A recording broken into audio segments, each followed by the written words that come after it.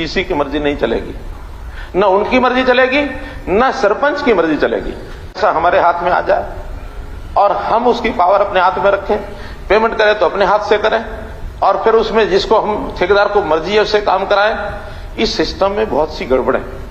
ऐसा नहीं है कि जनता का पैसा लिया जाए कुछ जेबों में जाए, नहीं जाने देंगे कि कोई भी इंजीनियरिंग का काम होगा उस पोर्टल के माध्यम से होगा। उसके अलावा किसी की मर्जी नहीं है कि कोई एक ठेकेदार को बुला करके अच्छा इसको काम दे दो। कोई ऐसा नहीं कि कोई एक बात किसी ने, सरकार ने, मंत्री ने कभी कमिट कर दिया तो अगले दिन हो जाने वाला है। बहुत से विषय होते हैं, आपको पता है, कभी आपने भी सरकार चलाई है, उस समय भी कठिनाई आती थी, आज भी जो कठिनाई आती है सब बताई जाती है। कुछ बातें ऐसी हैं। ठीक बात है आपकी, बहुत सारे मंत्री घोषणा कर देते। मेरे तो एक ही निवेदन है आपसे, जितने साथी बोले बहुतों की मैं सुन रहा था, बहुतों ने कहा कि 8 साल पहले मुख्यमंत्री जी ने ये घोषणा की थी, अपनी अपनी घोषणा पूरी करवा लो, पूरी हो जाएगी। मैं तो बताया कठिनाइयां सब समय की होती हैं। अब उसमें अब गंभीरता से मैं बता रहा हूं कि कठिनाइयां सब समय की होती है। आपके समय भी रही, हमारे समय भी रही, आगे कोई आएंगे कठिनाइयां रहेंगी। एक लगातार प्रोसेस है चलने वाला, उसमें ये सारी बातें। और फिर विपक्ष को कहने का पूरा अधिकार है, कहना भी चाहिए। हो सकता है कहीं कोई सुस्ती आई है तो हम उसमें थोड़ा जाग जाएंगे, आगे बढ़ेंगे।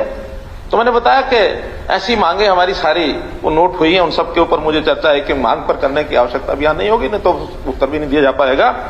कुछ प्रश्न भी खड़े हुए हैं, कुछ शंकाएं खड़ी हुई हैं, कुछ का उत्तर अभी मैं दूंगा, कुछ का उत्तर कल बजट भाषण में भी आएगा। क्योंकि बहुत सारे ऐसे विषय होते हैं जो पिछले साल के बारे में कहे जाते हैं, आगे बजट जो होता है वो उनके समाधान के लिए अगले साल में उसमें कुछ ना कुछ करने के लिए भी आता है। फिर भी जो महत्वपूर्ण है उसमें जैसे एक विषय सबसे महत्वपूर्ण जो बहुत से हमारे साथियों ने उठाया है वो है ई टेंडरिंग का। अब इस ई टेंडरिंग के बारे में निश्चित रूप से अगर कोई चर्चा नहीं होगी तो शायद वो सारा काम, क्योंकि एक बहुत इस समय का एक महत्वपूर्ण विषय है, तो उस पर चर्चा मैं जरूर करना चाहूंगा। इसमें मेरा इतना ही कहना है कि व्यवस्थाएं तो बहुत पहले से चल रही हैं, लेकिन समय समय पर व्यवस्था परिवर्तन किसी अच्छे उद्देश्य को लेकर के होता है। और न केवल प्रदेश में बल्कि देश में भी, देश की आजादी के बाद से हम लगातार सुन भी रहे हैं, देख भी रहे हैं, पढ़ भी रहे हैं, भ्रष्टाचार नाम की एक बीमारी ये बहुत घर की हुई है नीचे तक। और मैंने कभी भी इसमें किसी का बचाव कभी नहीं किया। मैंने अपने भाषणों में भी कहा कि इसमें नेता भी संलिप्त होते हैं, अधिकारी भी संलिप्त होते हैं, कर्मचारी भी संलिप्त होते हैं, कुछ जनता के लोग भी जो वेस्टेड इंटरेस्ट वाले होते हैं वो साठ-गांठ करके कहीं ना कहीं लाभ उठाते हैं। और ये चीजें कई बार तो म्यूचुअल अंडरस्टैंडिंग से होती हैं। नुकसान किसका होता है? नुकसान पब्लिक का होता है, पब्लिक एक्सचेकर का होता है। अपनी जेब भरने के लिए बहुत लोग प्रयत्न करते हैं, लेकिन सरकार का उसी का माना जाएगा कि व्यवस्था बदलने के लिए उसको कैसे कंट्रोल किया जाए, कैसे उसको जीरो लेवल पर लाया जाए।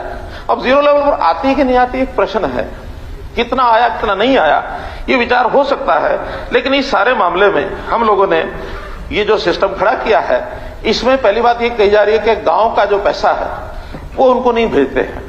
मेरा पहला कहना है कि अभी लगातार हम लोग इस पर प्रयत्न कर रहे हैं, तो अब पहली बार जितने गांव के यानी उनके पंचायतों के अधिकार हैं या जितने अर्बन लोकल बॉडीज के अधिकार हैं, धीरे धीरे करके मोटे तौर पर सारे अधिकार उनको दे दिए गए।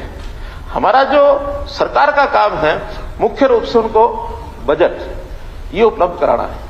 और बजट का जो विषय है वो आपको भी पता है, हमको भी पता है, निश्चित हेड्स में निश्चित बजट है। जितना बजट हम अलग से डिस्क्रिशनरी पावर पर अपना रखते हैं वो साल के आखिरी चरणों में जहां जितनी जरूरत होती है और डिमांड वो करते हैं। लेकिन स्टेट फाइनेंस कमीशन है, सेंट्रल फाइनेंस कमीशन है, और अब उनको बिजली के बिलों पर भी 2% पैसा मिलता है। अब पंचायतों को और जिला परिषदों को मिला करके स्टैंप ड्यूटी का भी 2% मिलता है। अपनी उनकी आमदन भी होती है, कई ठेके की आमदन है, कहीं कोई प्रॉपर्टी के लीज की आमदन है। और अब उसमें जीपीडीपी के माध्यम से सेंट्रल गवर्नमेंट की ओर से भी एक पोर्टल बनाया गया है कि हर पंचायत समिति, जिला परिषद साल के अपने बजट के हिसाब से शुरू में ही उन कामों की एक लिस्ट बना करके पोर्टल में डाल दें और उसमें जो उनके साधन है उसमें कितना काम कराना कराए।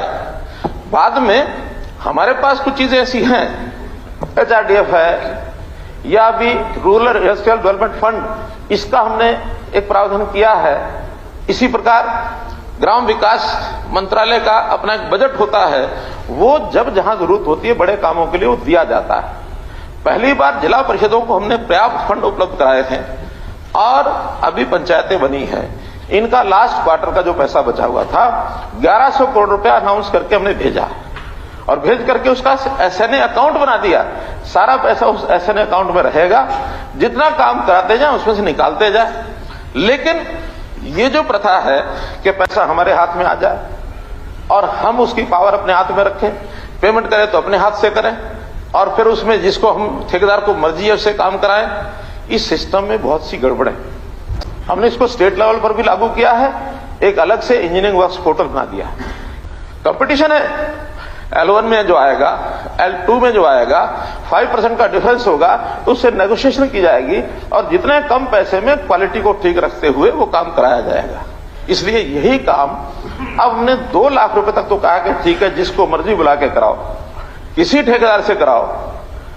और उनके छोटे बड़े ठेकेदार के काम होते हैं और गांव में बहुत काम ऐसे होते हैं जो 2 लाख से नीचे होते हैं। आज की डेट में भी 2 लाख से नीचे जब से व्यवस्था बनाई है 2890 काम 2 लाख से नीचे सरपंचों ने अपने कराने शुरू कर दिए। वो चढ़ भी गए हैं, कर भी रहे हैं।